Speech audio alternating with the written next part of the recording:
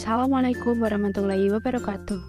Hai, perkenalkan nama aku Duania Amanda Putri dari kelompok 6 pada mata kuliah menulis puisi. Prodi Tadris Bahasa Indonesia kelas 4B. Di sini aku akan menjelaskan mengenai puisi. Yuk simak materi berikut ini.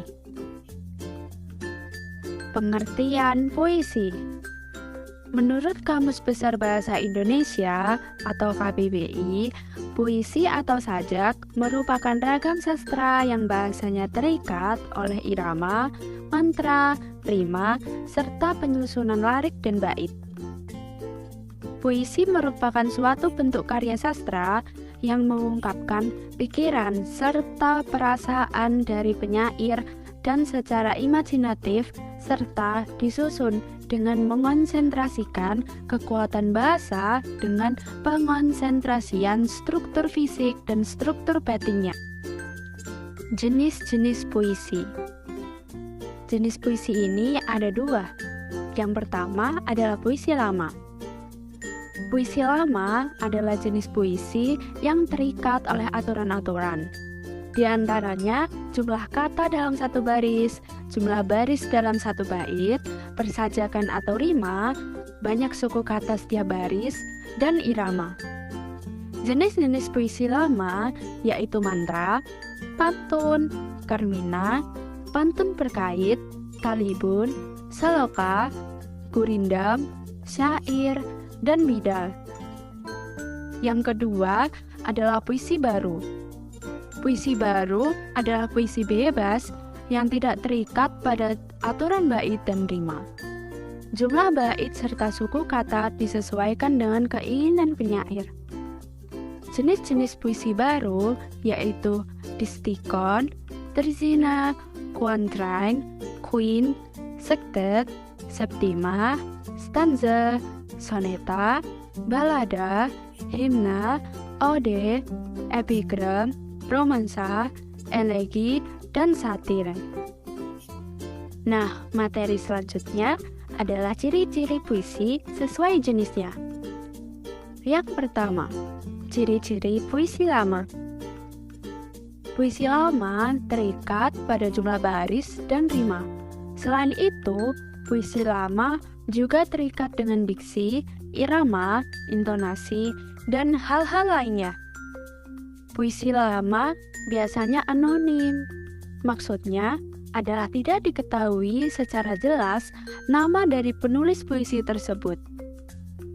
Puisi lama juga memiliki gaya bahasa yang statis atau tetap.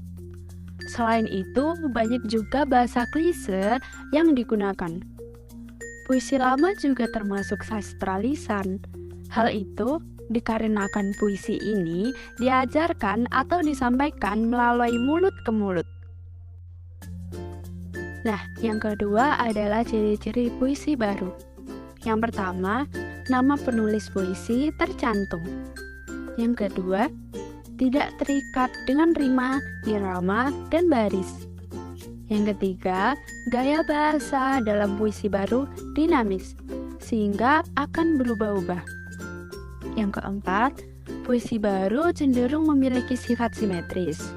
Puisi ini akan memiliki bentuk yang rapi. Yang kelima, puisi baru lebih menggunakan pola pantun atau sajak syair. Yang keenam, puisi baru umumnya berbentuk 4 seuntai.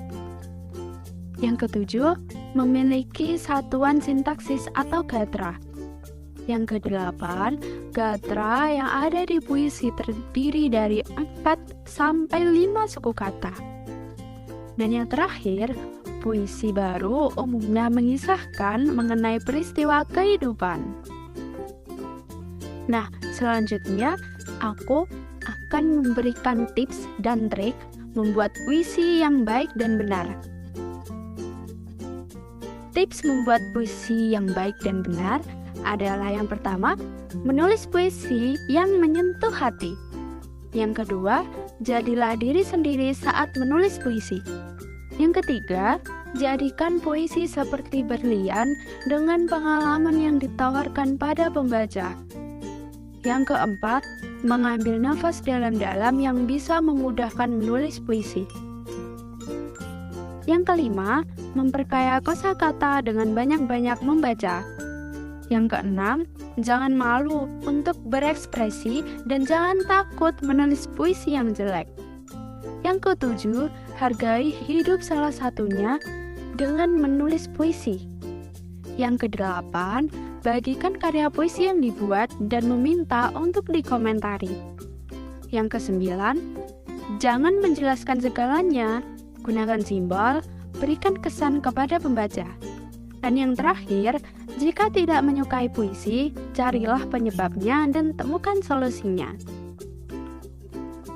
Nah, selanjutnya, trik menulis puisi.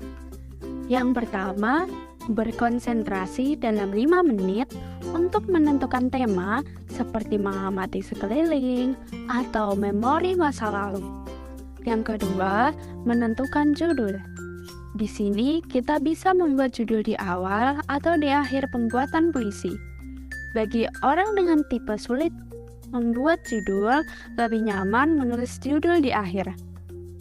Yang ketiga, pemilihan diksi. Pemilihan diksi ini dipengaruhi oleh jam terbang pengarang dan pengalamannya. Yang keempat, menentukan kata kunci.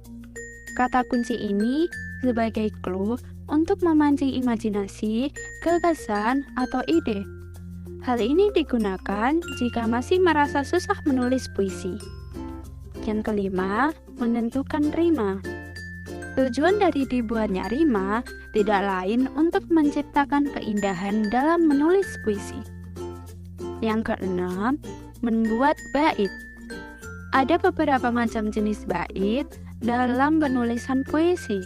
Pemilihan bait ini sesuai dengan selera dan kreativitas pengarang.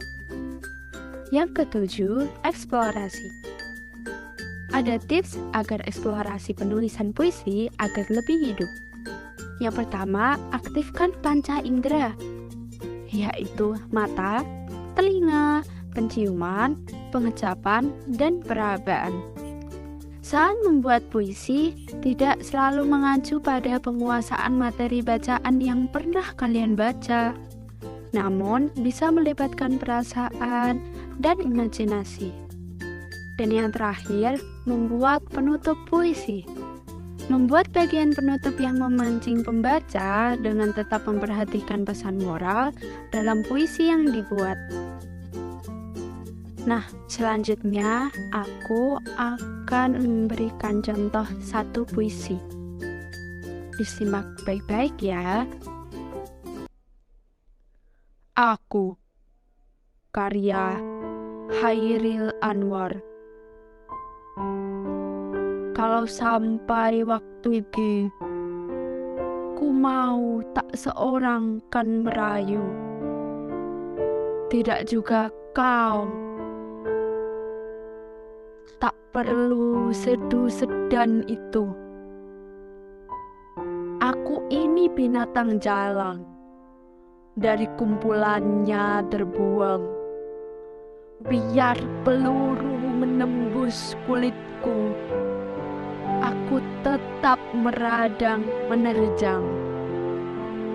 Luka dan bisa ku bawa berlari, berlari hingga hilang pedih perih.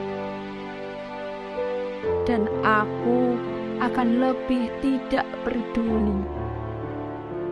Aku mau hidup 1000 tahun lagi.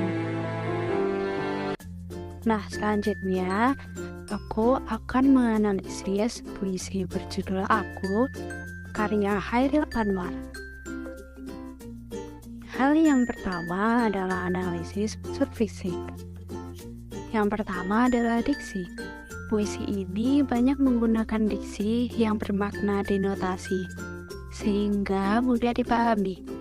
Namun juga menggunakan diksi bermakna konotasi atau tidak sebenarnya, seperti binatang jalang.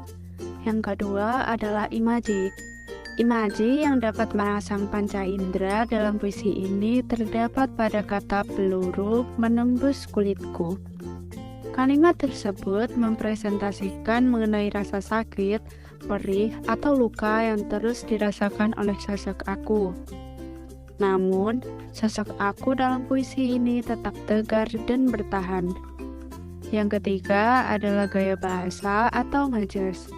Puisi ini mengandung beberapa majas, yakni yang pertama, majas personifikasi atau penggambaran benda mati yang dikiaskan seolah hidup. Contohnya pada kata peluru menembus. Yang kedua adalah majas hiperbola atau kiasan yang melebih-lebihkan. Terdapat pada kata sedu-sedan dan meradang menerjang. Dan yang terakhir adalah majas metafora yang terdapat pada kata aku ini binatang jalang. Yang keempat, rima.